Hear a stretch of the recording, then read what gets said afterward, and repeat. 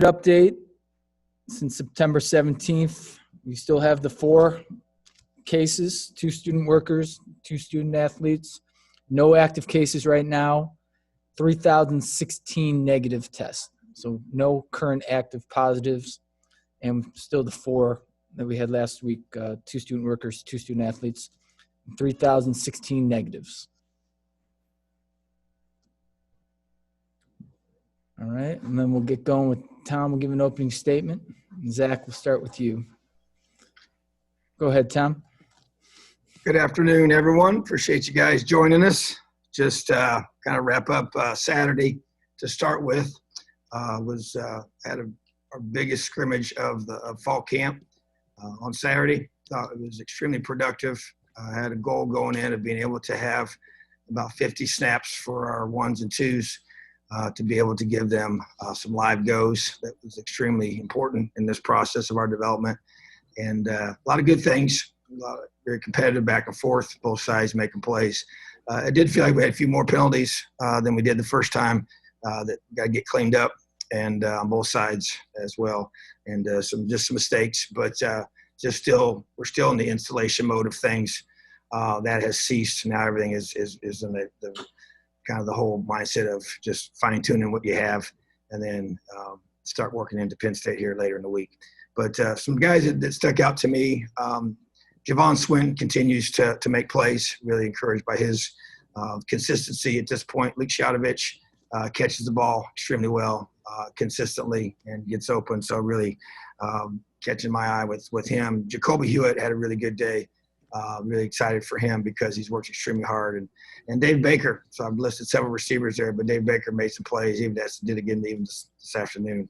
It's practice I just left. But those young guys coming along, developing, learning the offense, making plays. I thought that Harry Kreider continues to be so consistent at center and just kind of the anchor there, really encouraged by him. And we have really good competition going at guard. Dylan Powell, McKenzie, and Michael Kadick, all 3 of those guys just really battling every day to see who will be, spot. They're all going to play, but really just like the way they're competing right now and giving us a chance to really get the best guys on the field. Defensively, Devon Matthews, really encouraged by his just continued growth. Really thought he really made some key plays we need to have made by him, and just his development and playing in the secondary. And Javon Swan continues to improve. He's come here as a guy that's a very mature player, but it's a new system. And so I really seen him this last week really increase his production, increase his execution, understanding what we're trying to do with him, and really encouraged by that. And then Aaron Casey stuck out to me at linebacker. The rest of the group was very solid, but he's the one that kind of stuck out to me that really, did a great job of getting his run fits, making his reads, being very decisive, making tackles, and doing some really good things. So we did have an injury, not during the scrimmages, actually prior to that week, in an earlier practice last week. Khalil Benson has a confirmed torn ACL, so he will be out. Now he's a true freshman, but unfortunately will be out for the season, and we'll be having surgery here soon. So I hate that for him, but awesome young man, really got big plans for him. He's going to be a very, very good player for us, and that has not changed and will not change. So just got to get him through all that and help him grow and develop through overcoming adversity. So, but that's my thoughts from Saturday and where we're at right now, and so ready for some questions. Zach and Sammy. We've heard you mention Javon Swinton a few times. I guess kind of a double barrel question, but number one, what is it that kind of keeps – do you think it is – what are whether it's qualities or whatever that kind of keep putting him in position to make these plays? And number two, how do you think, if he does see some early time, he could best be deployed? Yeah, I think, first of all, I think it's I think I kind of mentioned this before, but it just kind of comes back to me as the key. And that is, he came here with an extremely mature mindset of just doing what he was asked to do, always being where he's supposed to be, has never had any issues of, sometimes freshmen are a little bit, they kind of, he wasn't a mid-year guy, so he came in the summer, and it was a very unique summer at that, and everything you do academically is all remotely done and Zoom this, Zoom that. very little in person, which is hard for the new guys, I think. And so, just so much maturity through all that process, always doing everything you're supposed to do, learning the playbook, which is big. That's a hard thing for guys, especially offensively at that position. There's a lot going on, and you're trying to, when you're out on the field, you're trying to find the signal, you're trying to find this, get the call, where am I supposed to line up? Every call has adjustments to it based on splits and the route I'm running. There's just a lot of things you have to process quickly. So he's been able to do that.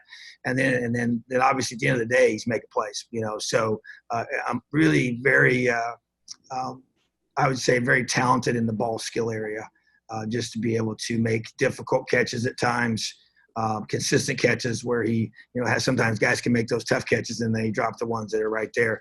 But he's been very consistent in all those areas. So I just feel like that, his mindset and preparation as he's tried to do everything right off the field has led to him knowing what to do on the field. And then when he's had those opportunities, he just continues to come up against guys that, we're trying to get ready to play ones and twos defensively. He's making plays on the ball, and to me, that's why I always tell receivers, hey, your job's pretty simple. Get open and catch it. When it comes to the pass game, is get open and catch the football. Don't care how fast you are. It doesn't matter how high you can jump or whatever, but he obviously has natural talent, but you got to catch football. And he's been doing that well. And obviously getting open is a big part of this too. So it's just a lot of variables that play into that. So, and I think as far as his role, right now he's been running with the twos a lot.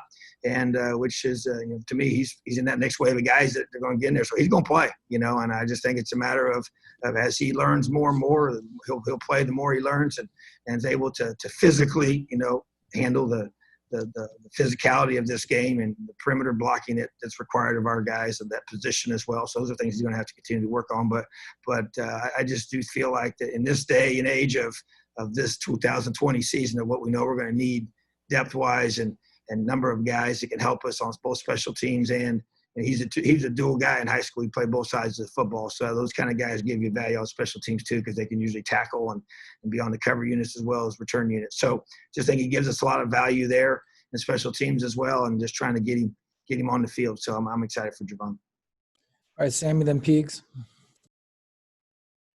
Good morning, Coach. How are you? I'm good, buddy. How are you? I'm doing well. Fall break is going well. With the first scrimmage, you guys were encouraged by the physicality of it and the tackling. How did that go in the second scrimmage, and what are you kind of most worried about seeing another team with that physical aspect and tackling? You've seen a lot of big scores in these early games.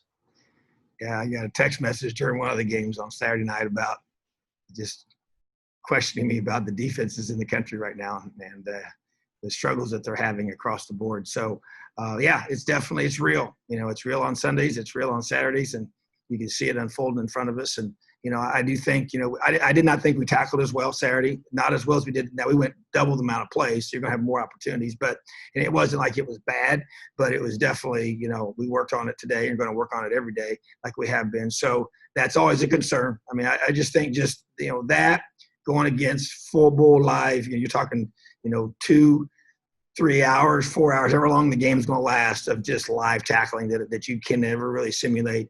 Like I said, we had a certain number of snaps we tried to get to on Saturday. That still doesn't equal the number of snaps that you're going to get on a game day, live reps anyways, until you do that, on game day. So that's a concern. And I just think just the overall just stamina and conditioning, the defenses, you can just tell some of the games I watched, it's just fatigue sets in and it just becomes so difficult to be able to concentrate, make your checks, communicate with the guys around you, get in good position when your body's worn down and making critical stops and tackles and space and all those kind of things. So, and I just think the nature of offense, it just continues to get harder and harder, the way they read everything and the triple option mindset of everything from RPOs to where everything is read and react offensively to what you're doing.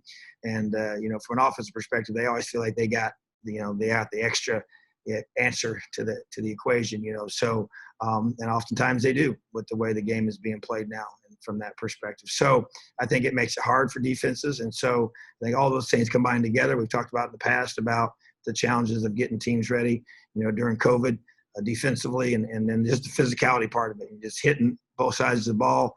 And so we tried to really do a great job. We've lifted more during this preparation period than we have in the past. trying to get our bodies ready. So I think you just got to go do it, and there's no ramp-up games. I've said that many times as well. So all these things are just repeated, but it's all true for us, and it's true for everybody else in the country. So, but the one advantage we have is we've been able to have a chance to watch some of these games being played and try to use those mistakes others have made to help prevent our guys from making the same mistakes, and also as coaches trying to prevent some of those same issues. All right, Peegs and John. Hey, Coach. You mentioned the guard battle. Are there any other position battles that are really going down to the last week that are going to be really interesting for you to follow these next few days? Yeah, I think that for sure is one I mentioned. I think the linebacker spot as well. We got several guys, and they're all going to have to play without question. But, who plays in what situations and what role they have. You got really three Mike linebackers that, with Micah McFadden and James Miller and Thomas Allen, those three guys have all played a lot of football for us and give us, even some position flexibility. But just we really feel they have five guys. You throw those guys all play the Mike position. Micah has played Stinger in the past. And, and then I mentioned Aaron Casey, who I thought really did a great job this past Saturday, and Cam Jones is also at that weak side linebacker position. So those five guys give us the most, really of any position that we have. There's the most amount of experience, for those spots. So that's going to be competitive and continue to be. And just their attention to detail, how well they run the defense, how well they hit the run fits, but like I said, they're all going to have to play, getting, and all the things we're talking about, special teams, the tackling piece, the keeping guys fresh, that those are going to be. So to me, those are probably the biggest, most competitive ones. I think even in the secondary, you got guys competing for spots there as well. Running back, you got three guys there, four guys there that we feel like can all make plays. And so those are highly competitive positions, but those guys are all going to get their snaps. And then when they get those opportunities, then whoever's the hot guy or whoever the guy is playing the best will be getting the most reps on game day. All right, John, then Tom. Kane was talking about just increased kind of physicality from the defensive line he's seen up front.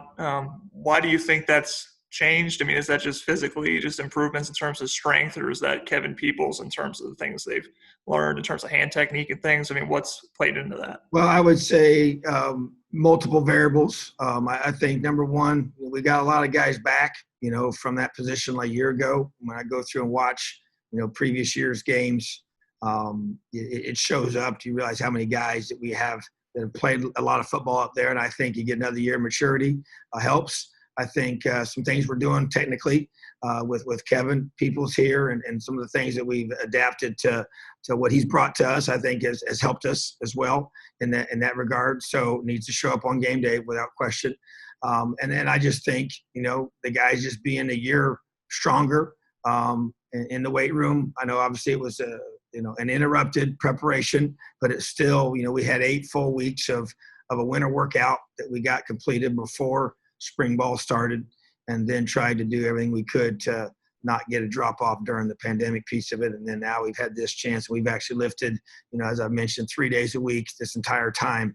This is the first week that we're going to go back to 2 and kind of a more game week schedule for that. So I think all those things combined are just trying. It's been emphasis. We just felt like we had to really get more physical in those positions and really the point of attack, hands, and how we're doing that. So, but and just I think when we knew we had coming in, we were going to 9 straight Big Ten games, without a bye, and all the opponents are going to be within conference. We knew that it's going to be that just had to be an emphasis. So I think it's all those things combined, and I'm just hoping that what we're seeing is legit and it shows up on game day.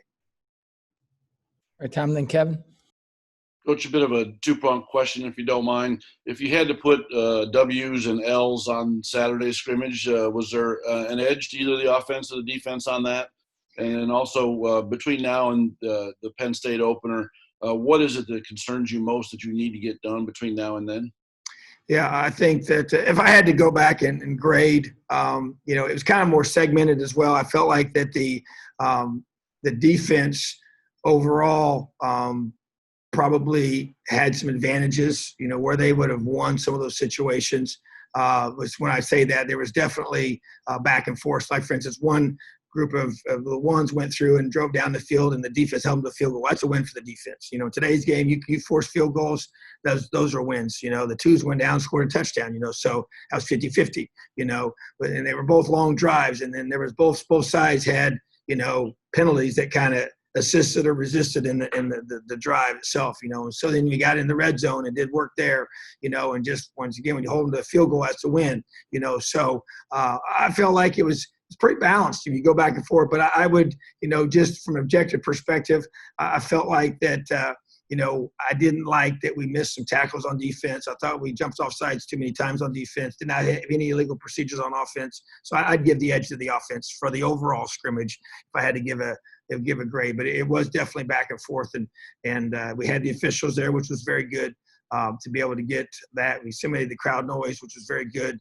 that we're expecting to be able to have through our loudspeaker system and every setting that we'll be in as well. So, and then I think to me, but it's still, I think it's the live game. You know, we're the only, you know, we're one of the few sports that doesn't have a preseason game, you know. And I've coached in smaller divisions of college where we did have preseason games. And so that always is that same game one nerves that you have. You just haven't played. You know, we haven't played a game since the bowl game, you know, and so that's been a long time ago. And so just the whole execution piece, the tackling piece, that makes you nervous going against somebody else that's, you know, obviously you're a team of Penn State's caliber that's going to have some of the best running backs in the country and some of the best receivers and tight ends and skill guys, and then defensively some of the best pass rushers in the country and great athletes in the secondary and very, very active linebacker core. So, I mean, it's just really elite specialists. They got great specialists that have great legs. And so I just feel like that's the part, you know, covering kicks. You know, you don't really do those live. You know, that's always a big one for me. And they always have had great returners. And that's just kind of something we've had to deal with. So to me, those are the kind of things that make me, you know, not sleep at night, you know, and be pretty restless. That's kind of been growing as the kickoff gets closer. But that's not that unusual, you know, because of what we're dealing with. It's first game, normal concerns, but then I think they're heightened just because of the amount of time that we've been, you know, apart and not being able to, you know, do game-like things full bore as much as you'd like before you play a team like Penn State. Thank you, Tom. All right, Kevin, then Bob. Yeah, Coach, the testing numbers were kind of announced, you know, before the call began.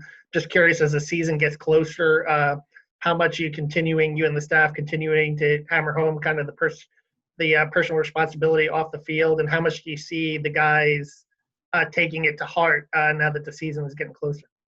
Well, I think that, you know, anytime it gets close to what you're going to be, you know, preparing for, that's a great motivator, you know, to be able to further your way from it. You know, it's more challenging because it doesn't seem as real.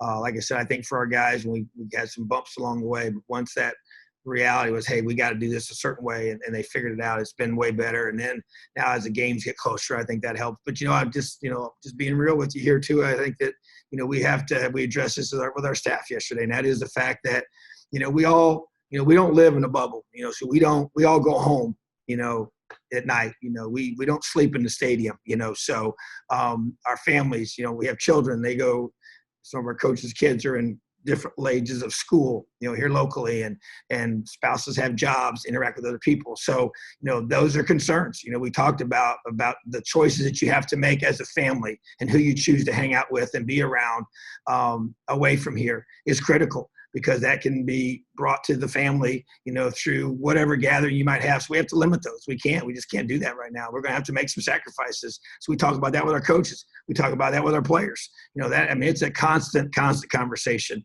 And I know it's no fun. And it's not what anybody wants to do. You know, I have family as well that wants to come to the games, and it looks like they may be able to come, but I'm not going to be able to spend any time with them. You know, I can't hang out with them. I can't go, you know, like we usually do afterwards. And so that's just a tough part of the reality we're in right now, but we want to be able to play these games, and we're going to have to make sacrifices. Families are going to make sacrifices, and extended families are going to make sacrifices. You know, we got to talk to our parents about when they come to visit their children, watching our players play. You know, they're going to have to be really, really good about that. So it's just any contact that you have with any of our players or our coaches that are in this, that we have this number of 170 that are those people that are going to be on the field with this football team. We're trying to protect that group in every way possible. So is it challenging? Yes, it is very challenging, but we're not going to quit talking about it. And so far we're doing some good things, but it has to continue. Bob, then Jim Coyle. Yeah, Tom, I'm curious, how has Michael Penix progressed since he came on campus a couple of years ago, and how good do you think he can be ultimately? Well, he continues to grow and develop. The thing I think that we all saw last year, we saw some glimpses of it year one when he played before the knee injury, and then last year when he played quite a bit.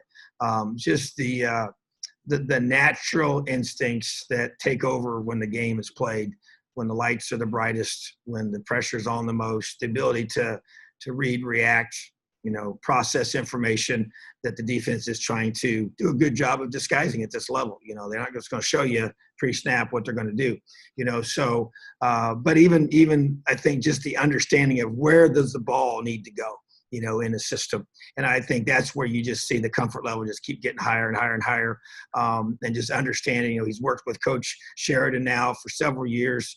That's a huge plus. Just their communication, their confidence in each other. They know each other well. And I think, but the biggest growth has just been in leadership, and just being able to, hey, when this isn't right, you have to have the courage and confidence to go fix it as the quarterback of the team. And what, hey, guy runs the wrong route, or did this, when you go and watch the elite quarterbacks practice. And I've been, blessed to see I actually had a chance to watch Peyton Manning practice, when he was with the Colts. And you don't usually get a lot of those chances if you're not a coach on a team with a guy like that. But I had a chance to go do that when I was a high school coach. I was just blown away by the amount of coaching that he did, the correcting of receivers and O-line and tight ends and running backs. He just ran everything, so just having that, that picture of, hey, that's what it's supposed to look like. I've never been to a practice where a Tom Brady, but you hear the comments about, hey, he's a coach on the field kind of thing. So that to me is what you want him to do. When you're a true freshman, that isn't going to happen, and so you come here and you're not going to get on an older guy, I just don't, but as you're here longer and you're more mature and you're more confident and you are the guy, then yes, you're expected to, and that's not easy to do now. So, but that's what that position demands. And so I've seen that growth, and for him to be able to embrace that, and so he's always had just a real uncanny, just calmness. Just very naturally confident, believes in himself. And that's huge. You got to have that core confidence, that position. Something bad happens, you flush it and you press on. And but it's the physical maturity. We continue to see that as well. But it's about him taking that next step. And then I think he can be really, really special. I really do. I think that, not put too much on him. Everybody has to do their part around him, the O-line, the receivers and the running backs and everything, defense and all that. But he can do some things. There's an arm talent that he has that a lot of guys don't have. He can make throws a lot of guys can't make. And then the way that it comes out is the quickness with which the process occurs and the ball gets released is a talent that he has that, I'm excited for him and I'm excited for us. We just got to, continue to keep getting better and all the phases that surround him and let him, be his very, very best. So we just got to do a great job as a football team. Great. Thanks. Mm-hmm. All right, Jim, we have time for one more. Go ahead. Hey, Coach, how you doing? I'm doing great. How are you? Good.